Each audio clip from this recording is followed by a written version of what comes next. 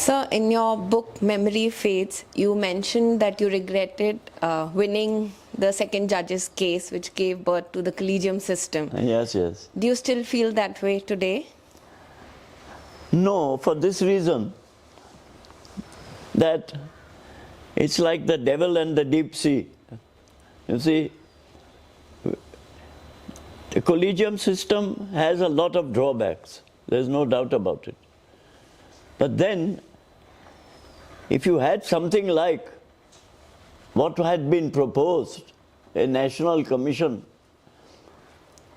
with all the options that outsiders could come in and they could even outvote the judges on the question of appointment of judges, I think the lesser evil is the Collegium system.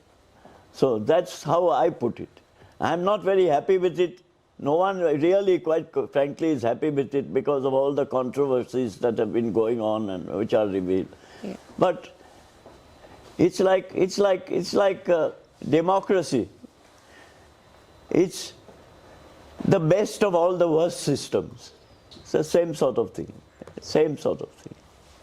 So today you don't regret it so much? Beg your pardon? No, I don't regret it so much. I don't regret it. Because the problem, there's always problems.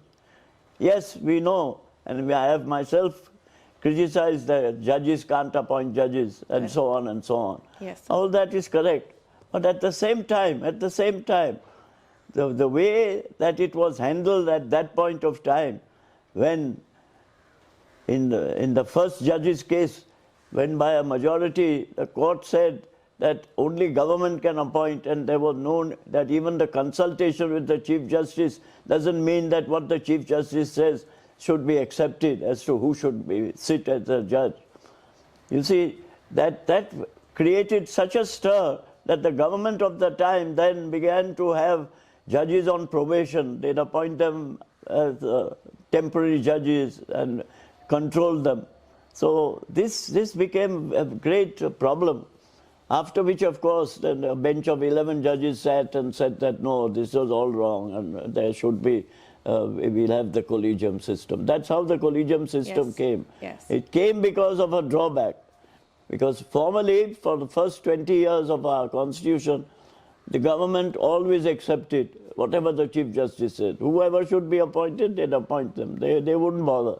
Because it's a matter where some person like the Chief Justice. But then there were different views, people keep having different views all over the time. And then the government started interfering with the judiciary.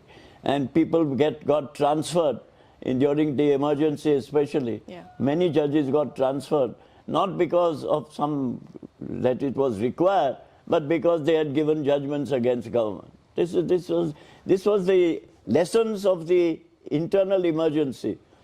It was in a way, you know, in looking back, that internal emergency has created this fear, this regard, and therefore we are now attuned to what shouldn't be done.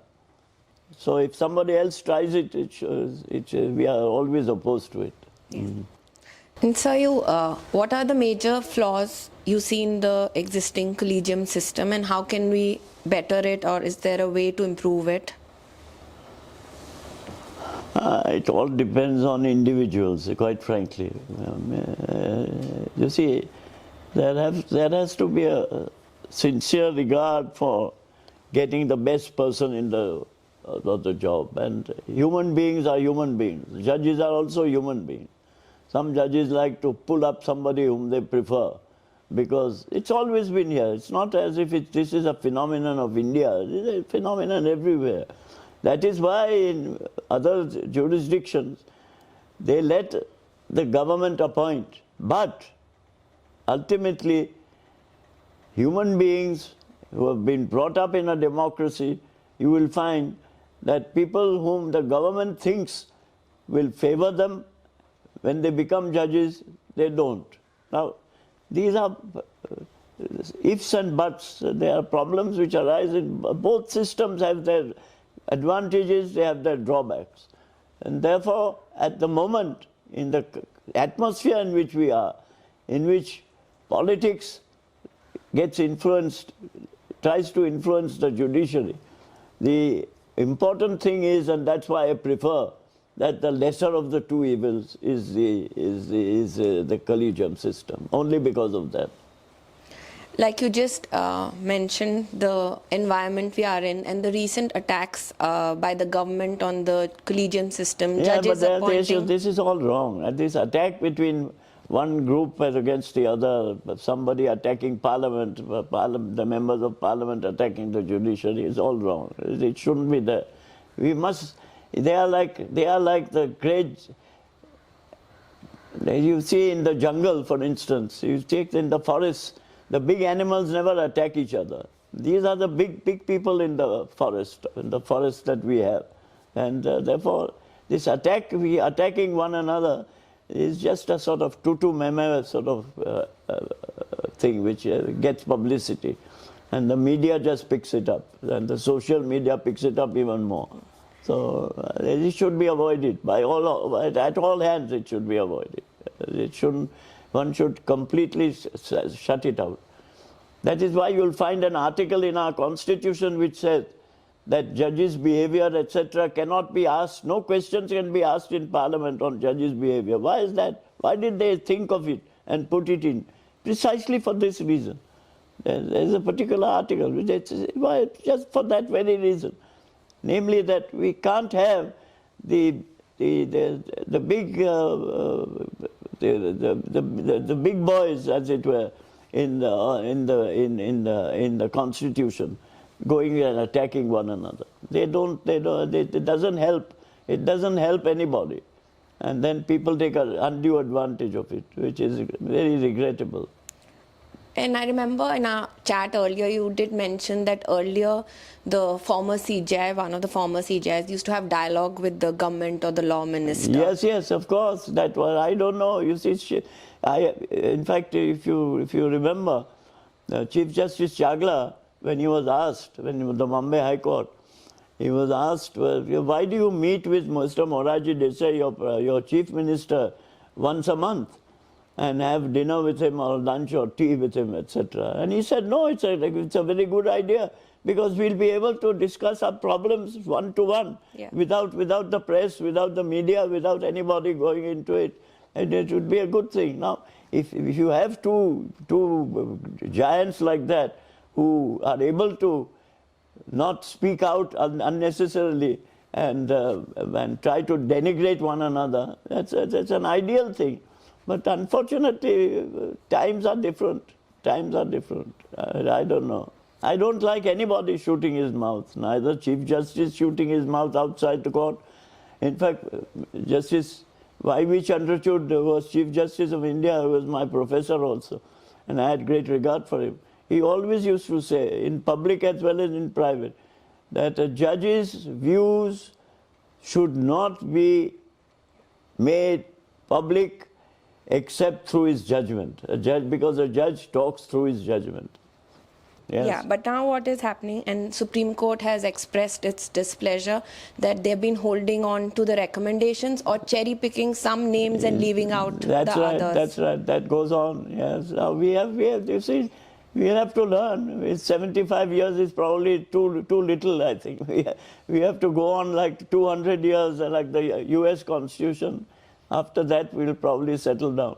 But you see, it was the same thing in America also. If you see the history of America, the first 100 years from 1789 were horrible. There's a lot of interference, a lot of things were being done, etc. It's the same sort of system. So in a democracy, it's a very slow-moving thing. It matures only after a long period of time. And it is our constitution, whatever it is, that is keeping us all together. Yeah. And that's in my opinion, it's constitution is, you see, you have politicians saying who is greater, the political masters or the judiciary. That's nobody. Nobody is greater. The judiciary is not greater. The executive is not greater. The parliament is not greater. The constitution is the greatest. And that's, I think everybody should be concerned with that. what do you think is the way forward, especially when the names are reiterated by the Supreme Court and Let's nothing? let's see. It requires a lot of oil in the system. Both sides have to have some consideration for what shouldn't be done and what should be done. And it's very difficult to predict, very difficult to say, very difficult to advise. It all depends on human beings, because who are at the top, whoever they are. I mean, on whichever side, on whichever side. And how do you think our Supreme Court has shaped over the years? Well, I like to think it is shaped well because I have practiced in it. Quite frankly, as a body, I have a great regard, and I don't like people criticizing courts or their judgments, one way or another. All right, if you don't like a particular judgment, you don't like it. I agree, it's okay, but don't make too much of it. But at the same time, we have to be extraordinarily careful in what we say, because everything that you say influences the whole public, we the people, and we the people are now increasing. There were only 30 million people when India had its constitution. There are now 120. Correct. So it's very, very difficult.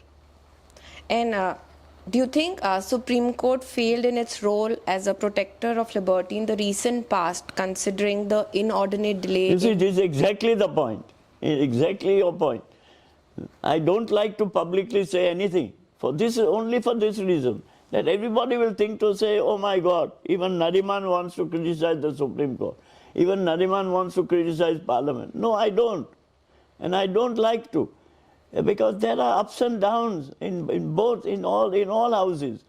In our own house we have problems, don't we? All of us. I mean, we have sometimes get on with our immediate members of our family, sometimes we don't, and so on. So it happens in nations also. We must realize that. So the less we keep yapping about all this, the better.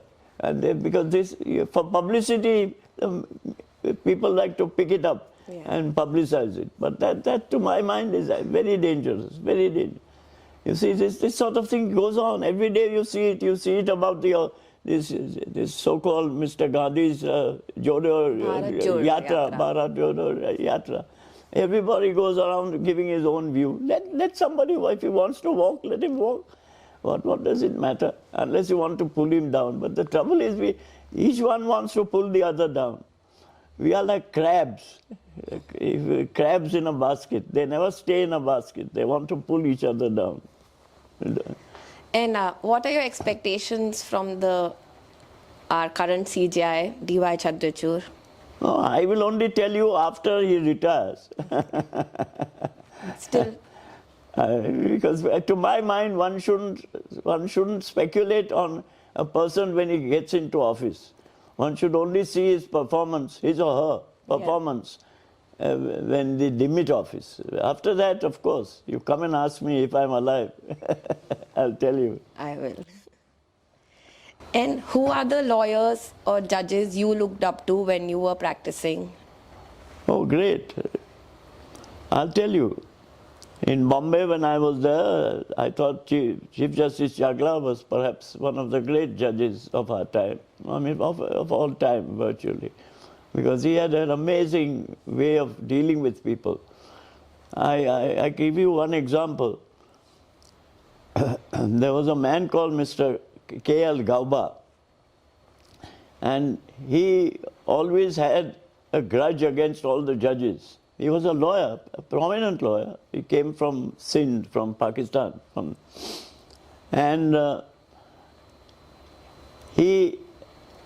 Because some cars were parked outside the compound, he had filed a suit in the City Civil Court against the Chief Justice Chagla. And the question was, to whom did that particular area near the garages of the judges belong to? And it required some oral evidence. So poor old Chagla had to come and give evidence in the City Civil Court. And we made him look small. It became published in the papers and so on. Now, I saw this Mr. Gauba arguing a matter when I was very young in Chief Justice Chagla's court. there was not a trace of bitterness in Chief Justice, not a trace. He determined the whole case. He was neither too anxious to please him, nor did he reprimand him or say anything against him. It was a truly judicial performance, which I have never seen before. It's outstanding. That's the sort of stuff of which judges are made and should be made. That's a very great quality amongst all judges. And that's unfortunately sometimes it doesn't happen. That's as we wish it. But he was one. Second, perhaps, was a great judge was Y.V. Chandrachud himself. He was my professor also in the law college. And then he was a member of the bar, and then he was a very good judge. The third was Justice Venkatachala, who just retired, who is still there in Bangalore. Yeah. Outstanding. They're all outstanding. And that's you get you. In fact, I've seen Justice Venkatachala, for instance, in a court where a party in person appeared and kept arguing and raising his voice and irritating the judge and saying all sorts of things. And Venkatachala, for once, responded irritatingly, just for that moment. And then he realized what he had done. And then he put his papers down. He said, Mr. So-and-so, today is not the day for hearing your case. We will postpone it. We will hear it 2 weeks later when we are in better mood, both of us. And that's some remarkable thing about a judge. That sort of thing, these are examples which we must emulate. And I'm not talking really to you, but to members of the bar also. These are things which you have to emulate. In the newer generation of lawyers, someone you see to have the potential to be Fali Nariman? I don't know. I don't speculate like that. No. Then others get upset. No. Everybody is entitled to his day in court, as it were, nobody. I don't name names. They are all decent people, all very good people. In fact, I'll tell you a story that when all these youngsters today, over the last 4 or 5 years, young people at the bar, many people are joining the bar. And there are so many people, this was before COVID, that there was a president of our Supreme Court Bar Association, and he, poor fellow, knew some of us. And we would be dodderers in court, you see, we'd be moving a little steadily because people would rush at us all. So he wrote to the then Chief Justice and said that we have members of the bar who are pretty aged members of the bar like Jethmalani, Nariman and Sorabji, and therefore something should be done to protect them when they are in court. Fortunately, the Chief Justice didn't reply and say that ask those old daughters to stay at home and don't come to court. This is Krishnamani Senior. Krishnamani, that's right, Mr. Krishnamani. Krishnamani. He was president, and he really wrote this letter to the Chief Justice. Fortunately, the Chief Justice didn't say anything or do anything, which was a good thing. But is there a general advice for young lawyers that you would want to give? Primarily the ones who are joining the bar? Oh, absolutely, yes, absolutely. In fact, I had delivered an address some time ago, if you can get hold of it. It was something to do with Kerala, I think. Kerala. Kerala, I've given a whole range of things of what to do and what not to do. But broadly speaking, attend court even if you don't have anything to do. It's very, very important for young people. Very important to see how others argue. So you know how not to argue when you see somebody who's made an ass of himself. And sometimes we do. And how to argue also. And see the reaction, what judges want or don't want in court. Because it's very difficult in every case. And sometimes people get irritated. And naturally, human beings, we are all human beings. And it's therefore important to watch. But say, more than watching is reading. You have to be well equipped. A lawyer must be well equipped in everything. When you are reading a case, don't just read your brief. You read beyond the brief, around the brief. What if somebody asks me this? What if somebody asks me that? That's a very important thing. Thank you so much. No. Thank you. Good. Subscribe to our YouTube channel and click the bell icon.